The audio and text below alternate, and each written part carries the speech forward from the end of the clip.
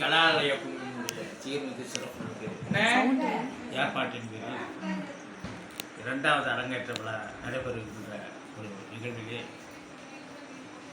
ஓய்வு பெற்ற துணை ஆட்சியராக இதனை கலந்து கொள்வதில் வேறு வகையில் இருக்கிறேன். பரதக்கலை என்பது நாளுக்கு நாள் அழிந்து வரக்கூடிய ஒரு கலையாக இருப்பது வேதனைக்குரிய இருக்கின்றார். பரதம் நாட்டினுடைய வாய்ந்த கலை. பரதம் நம் நாட்டினுடைய கலாச்சாரத்தை பண்பாட்டையும் பறைசாற்றக்கூடிய கலை. பரதம் நம் மனதிலே நிற்க வேண்டிய நிலைக்கு நீடித்து நிற்க வேண்டிய ஒரு கலை. அந்த கலையை மிக அருமையாக செம்மையாக அழகாக பாங்காக எனது மாணவிகளுக்கு அவர்கள் எடுத்து உள்ளபடியே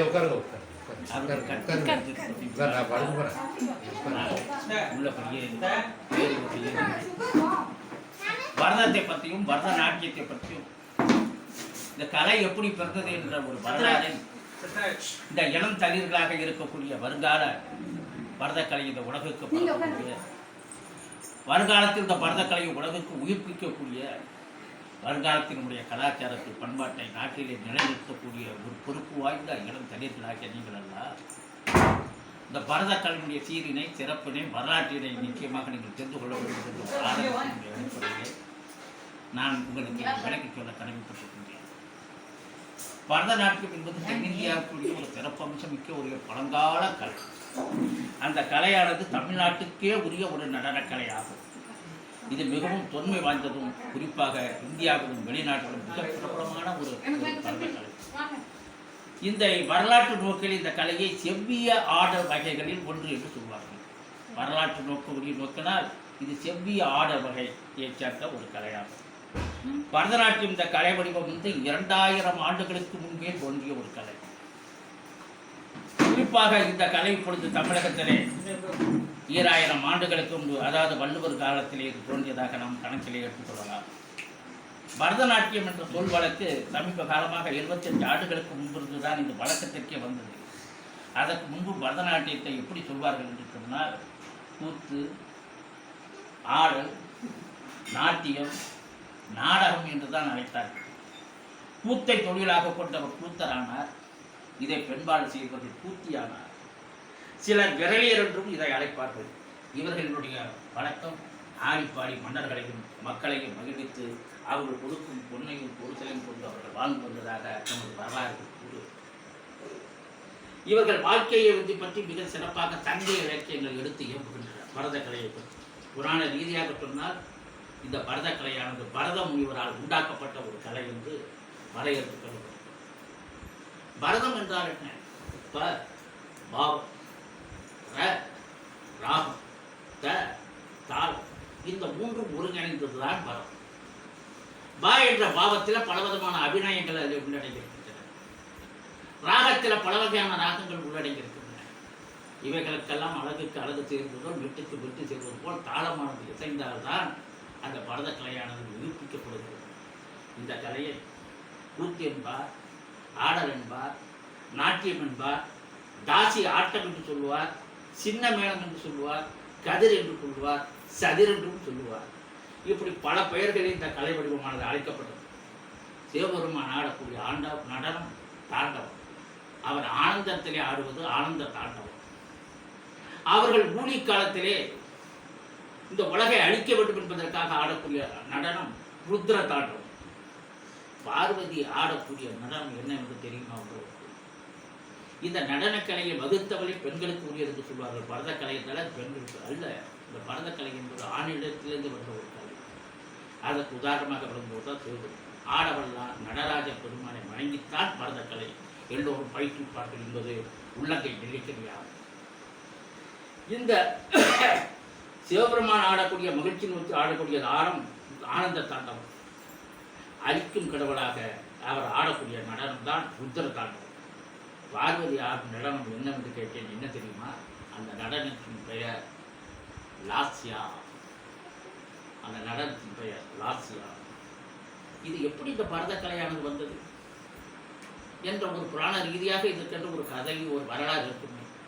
அதை உங்களிடத்திலே நான் விளக்கி சொல்ல கடமைப்பட்டிருக்கிறேன். அன்றைய காலத்திலே மக்கள் எல்லாம் மகிழ்ச்சி இல்லாமல் இருந்தார்கள். நிறைய சம்பாதித்தார்கள், பொருளீட்டினார்கள், திறகடலோடையும் திரவியத்தை தேடினார்கள். ஆனால் அவர்களிடத்தில் உள்ளார்ந்த மகிழ்ச்சி என்பது இல்லாமல் இருந்தது.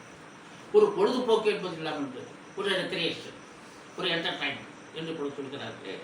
அது அப்பொழுது உடனே பார்த்தார், இந்த என்னுடைய சபையை வெறிச்சோடி கிடக்கிறது,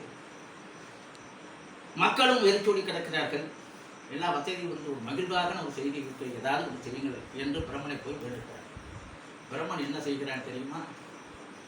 4 வேதங்களையும் சொன்னவன் பிரம்மன்.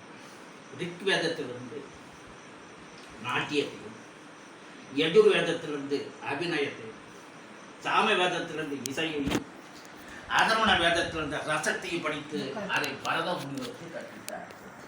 பரத முனிவருக்கு கற்பித்த காரணத்தினால் இது பரத கலை, இந்த பரதநாட்டிய கலை என்று இந்த கலைக்கு பேர். இந்த கலையை கண்டு முனிவரால் பரதனுக்கு உபதேசிக்கப்பட்ட காரணத்தினால் இது தாண்டவமானது. தாண்டவம் என்ற பெயர் ஏன் வந்திருந்தால், தண்டு என்ற முனிவர் பரத முனிவருக்கு உபதேசித்த காரணத்தினால் தாண்டவமானது என்று எடுத்து சொல்லப்பட்டதாக பார்வதியினுடைய லட்சியம் தான் கற்ற கலையான லட்சியத்தை அன்னை பார்வதியை உமையவன் இந்த கலையை பாடனுடைய மகளும் அனுருத்தரனுடைய மனைவியாகிய உசைக்கு கற்பித்தார். அந்த உசை என்பவள் பல இடைச்சேரி பெண்களுக்கு இதை கற்பித்தார்.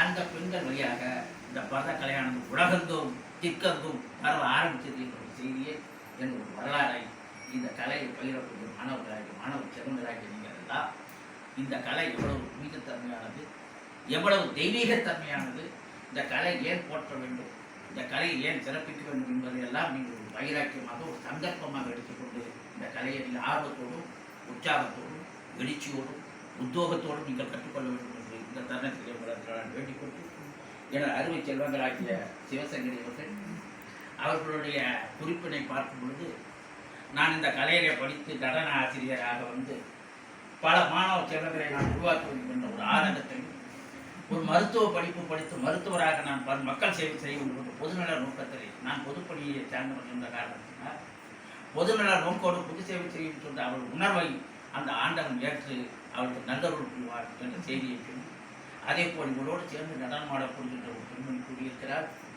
அவள் தான் படித்து மாவட்ட ஆட்சியராக வருகிறார். என்னுடைய வைராக்கியம் மாவட்ட ஆட்சியராக வருவேன் என்று சொல்லியிருக்கிறார். துணை ஆட்சியராக ஏன்னா ஒரு மாவட்ட வருங்கால மாவட்ட ஆட்சியரை காண்பதில் நான் வேறு உதவுகிறது. அதை போன்று இன்னொன்று சொன்னால் நான் தமிழ் பண்டிதராக நான் வர வேண்டும் என்று ஒரு மாணவி தன்னுடைய ஆதரவு சொல்லியிருக்கிறார்.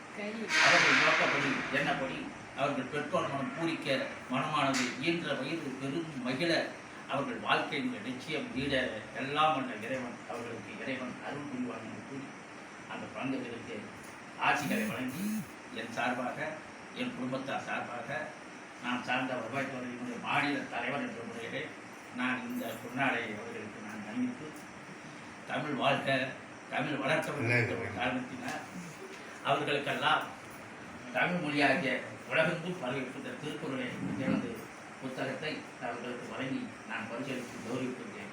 பெருமகிழ்ச்சி அடைகிறேன் என்று கூறி உங்கள் அன்பு உள்ளவர்கள் இருந்த வாய்ப்புக்கு நன்றி கூறி விடைபெறுகிறேன். நன்றி, வணக்கம்.